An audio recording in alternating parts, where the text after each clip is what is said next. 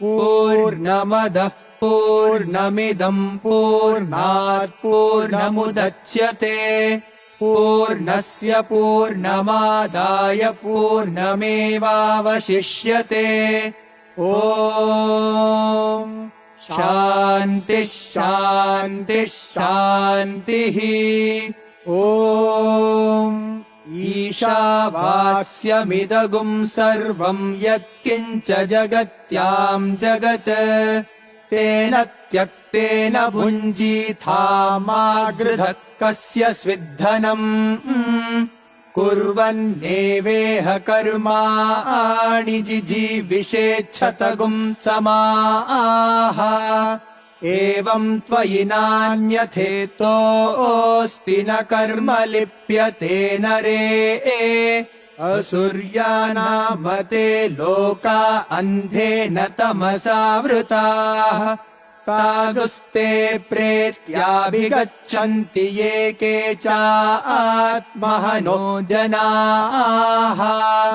अनेजदेकम् मनसो जवीयो नैनद्वेवा आप्नुवन् पूर्वमर्षत् तद्धावतोऽन्यान्यत्येति तिष्ठत्तस्मिन् नपो मातरिष्वा दधाति तदेजति तन्नेजति तद्दूरे तद्वन्तिके तदन्तरस्य सर्वस्य तदु सर्वस्यास्य बाह्यतः यस्तु सर्वाणि भूतान्यात्मन्येवानुपश्यति सर्वभूतेषु चात्मानम् ततो न विजुगुप्सते यस्मिन् सर्वाणि भूतान्यात्मैवाभूद्विजानतः तत्र को मोहः कः शोक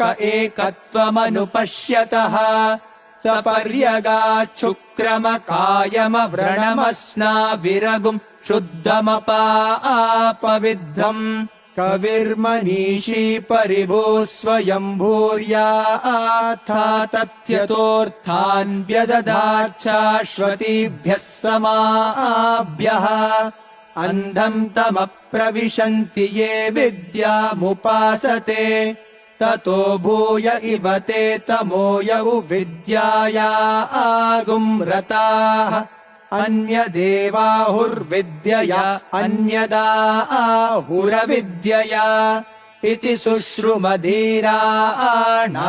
येनस्तद्विचचक्षिरे विद्याम् च यस्तद्वेदोभयगुम् सः अविद्यया मृत्युम् तीर्त्वा विद्ययामृतमश्नुते अन्धम् तमप्रविशन्ति ये सम्भूतिमुपासते ततो भूय इव ते तमोयौ सम्भूत्यागुम्रताः अन्यदेवाहुः सम्भवादन्यदाहुरसम्भवात् इति शुश्रुमधीराणाम्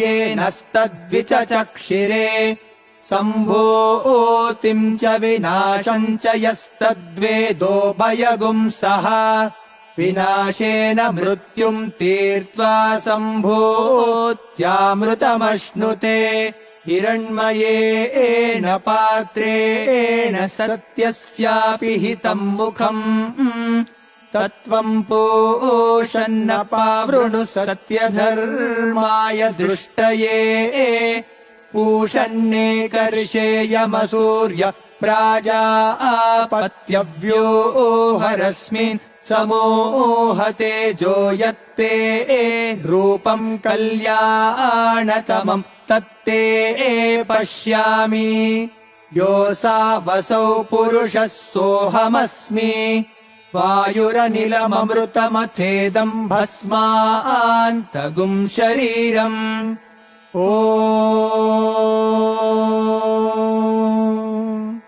क्रतो स्मर कृतगुस्मर क्रतो स्मर कृतगुस्मर अग्नेन यसुपथा आराये अस्मान् विश्वानि देववयुनानि विद्वान् युयोध्यस्मज्जुहुराणमेनो भूयिष्ठाम् ते नम उक्तिम् विधेम।